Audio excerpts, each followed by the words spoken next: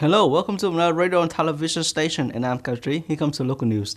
After 2 years of holding the high school graduation exam in July in 2023, the Ministry of Education and Training is expected to hold the exam earlier in the last week of June.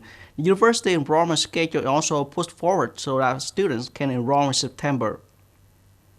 This year enrollment period remains basically the same as in 2022. However, regarding admission method, the Ministry of Education and Training recommends that schools limit and offer two-minute method to avoid confusing candidates and are effective for schools themselves. In 2022, many schools offer two-minute enrollment methods. According to regulation, universities are also fully entitled to hold early admission if there is a need. However, even if candidates complete admission exam early, it doesn't mean that they have been officially admitted to that university, but still need to complete the procedures on the general system as prescribed.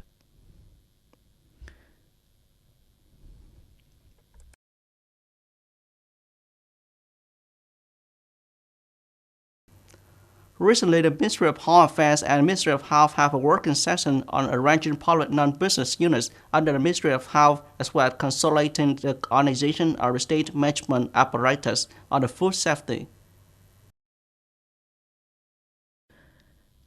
Accordingly, the goal of reviewing and reducing focal points is directly managed by the Ministry of Health by at least 20% in the spirit of Resolution Number 19 of the central government, striving for 20% of additional units to be autonomous. For strengthening the organization of state management apparatus on food safety, we will continue to pilot the Food Safety Management Board in Ho Chi Minh City. For the consolidation of the organization of the state management of food safety, the Food Safety Management Board will continue to be piloted in Ho Chi Minh City. For this model in Bắc Ninh and Da Nang, the Ministry of Home Affairs will coordinate with the Ministry of Health to re-evaluate, then agree to propose a plan in the spirit of Directive Number 17 of Secretariat to submit competent authorities for consideration and decision.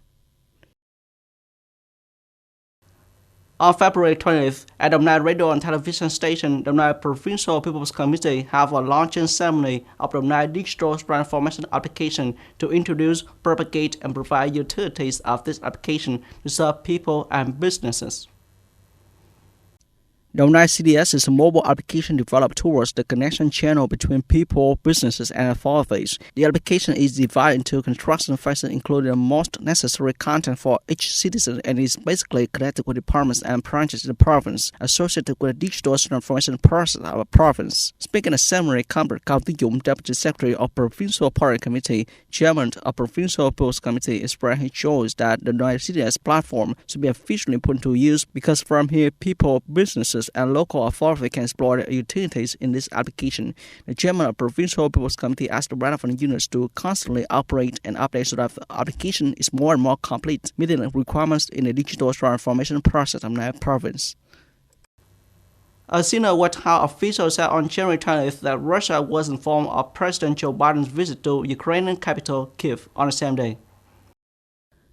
In a telephone press conference, U.S. National Security Advisor Jake Sullivan said, "We had informed Russian side that President Biden is going to Kyiv. We did so a few hours before his departure for the confliction purpose." Sullivan said it was a risky trip and the president felt it was important to make this trip. He also described the visit as historic and unprecedented in modern times. The official added that the visit had been in preparation for several months.